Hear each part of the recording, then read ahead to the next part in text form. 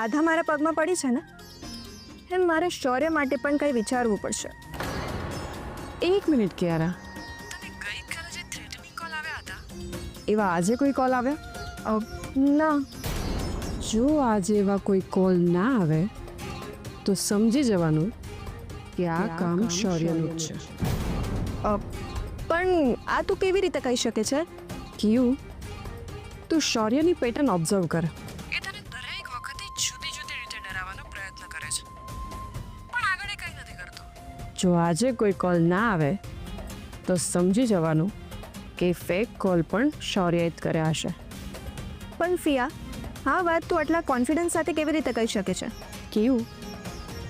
દરેક criminal mind ધરાવતા લોકો પાસે એક ખાસ પેટર્ન હોય છે જેનો હું ઉપયોગ કરું છું. તો હવે તું ડેવિલની જેમ વિચાર કર. શૌર્ય મારી સામે ચાલ ચાલે ને એ પહેલા જ આપણે એના વિરુદ્ધ ચાલ ચાલી લઈએ, જેથી કરીને શૌર્ય નામનો ચેપ્ટર હંમેશા માટે ક્લોઝ થઈ જાય.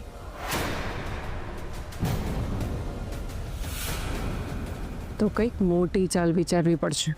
તો વિચાર કર ડેવિલ. શૌર્ય નામનો કાંટો હવે હંમેશા માટે મારા જીવનમાંથી જતો રહેવો જોઈએ.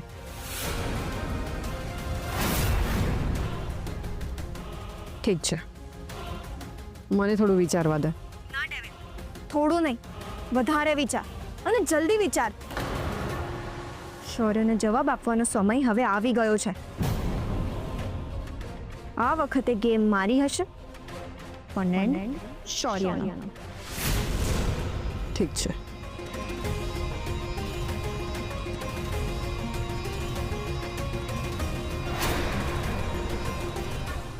આ લોકો શૌર્ય વિરુદ્ધ કોઈ કાવતરું રચી રહ્યા છે. હે ભગવાન, હું અંદર જઈને કિયારાને બોલાવીશ તો એને શંકા થશે કે ક્યાંક હું દરવાજા પાસે ઊભી રહીને સાંભળતી તો નહોતી. એક કામ કરું છું.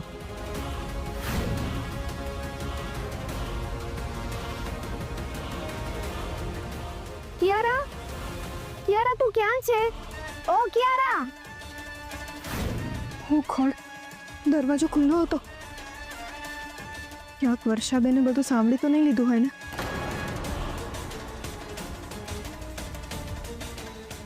કિયારા, શું કરે છે તું? કિયારા, બધા રાહ જોઈ રહ્યા છે જમવા માટે, જલ્દી કર. દૂર છે, એનો અર્થ એમને કંઈ નથી સાંભળ્યું. હા, 2 મિનિટ આવી.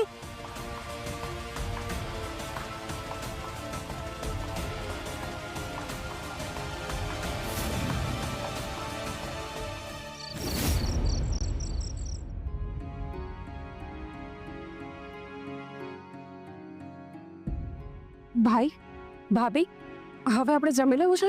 મારે નથી જમવું. અરે પણ કેમ?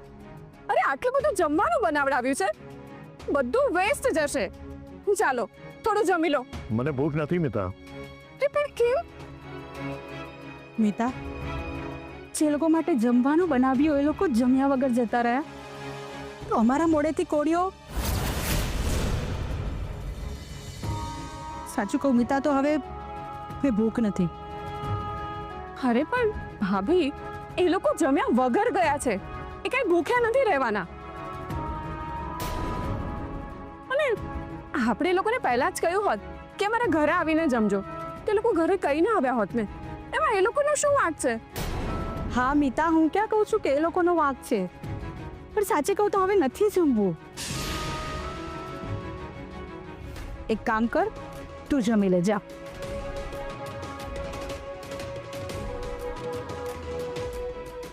તમારે લોકોને નથી જમવું ને, તો મારે પણ નથી જમવું. આવું કેમ કરે છે મિતા? થોડું ખાઈ લે ને. સાંભળો, તમે સમજાવો મિતાને. મિતા, સાચે જ અમને ભૂખ નથી. તું જઈને જમી લે પ્લીઝ. અરે પણ ભાઈ, તમે લોકો નહીં જમો તો હું કેવી રીતે જમું? અરે તમે લોકો બી ખોટી જીદ ના કરો. ભાઈ તમારે દવા પણ લેવાની છે, પ્લીઝ પ્લીઝ થોડું જમી લો ને. મિતા, તને હું કહું છું કે મારે નથી જમવું, તને સમજાતું નથી? અરે શું મંડી છે ક્યારની? જમી લો, જમી લો, જમી લો. અરે એક દીકરી પિયરથી એના મા બાપની ઘરેથી ભૂખી જાય અને એના મા બાપને કેટલી પીડા થાય એ તને નહીં સમજાય. તને એનો અંદાજો પણ નહીં આવે. અરે તું અમારી ભાવના સમજી જ નહીં શકે. એ અમારી દીકરી છે. દીકરીનું દુઃખ શું હોય એ તને ખબર નહીં પડે.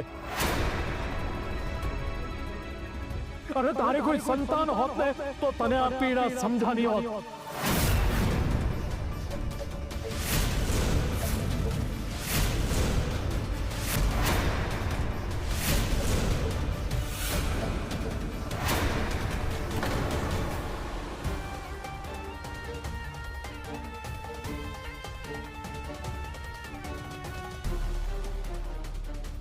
આ તમે શું બોલી ગયા? બિચારી દુઃખી થઈ ગઈ ને. મિતા, મિતા ઊભી રે. મિતા, મિતા, મિતા.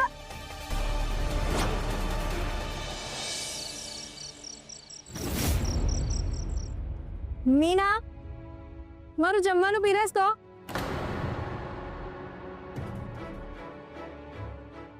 મીના ક્યાં છે? એના સાસુ આવ્યા છે એટલે નહીં આવે એવું કહેવડાવ્યું છે. ઠીક છે, પીરસો.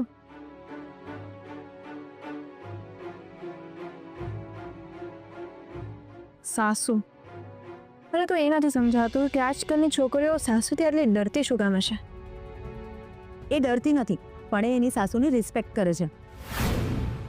બધા તારા જેવા ના હોય. હે યુ, મારા જેવા એટલે? What do you mean? જો તમને મારાથી આટલો જ પ્રોબ્લેમ હોય ને તો અહીંયા શું કામ પડ્યા છો? જાઓ ને, તમારા સાસુ પાસે જાઓ અને જઈને એમની સેવા કરો.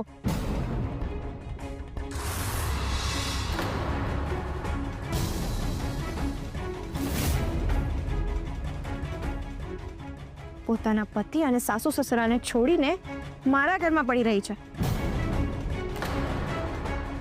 અને ઉપરથી મને ડાપણ શીખવાડે છે.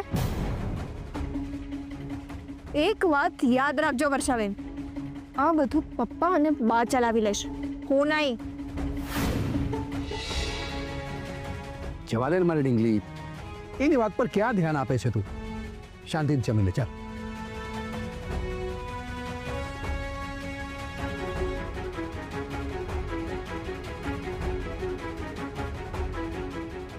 ખબર નહીં લોકોનું ખરાબ વિચારીને લોકોને કોળીઓ કેવી રીતે ગળે ઉતરે છે ને રામ જાણે.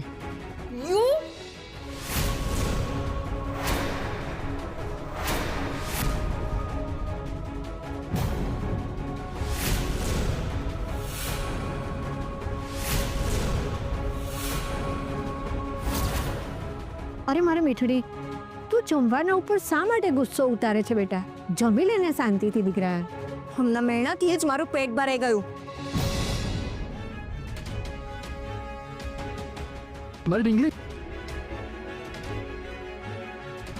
તારા લીધે મારી ઢીંગલી જમ્યા વગર જતી રહી. તું એની સાથે સીધી રીતે વાત નથી કરી શકતી તો તારું મોઢું બંધ રાખતા શીખ. પપ્પા, મારાથી ખોટું સહન નથી થતું.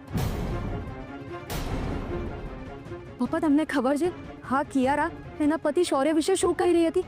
અરે તો ફોન કરીને. બસ, હું મારી ઢીંગલી વિરુદ્ધ એક પણ વાત સાંભળી નહીં લઉં, સમજી?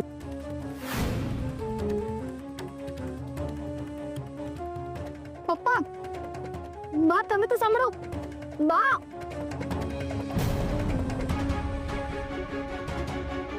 હું આ બધું કોને કહું એ મને સમજાતું નથી.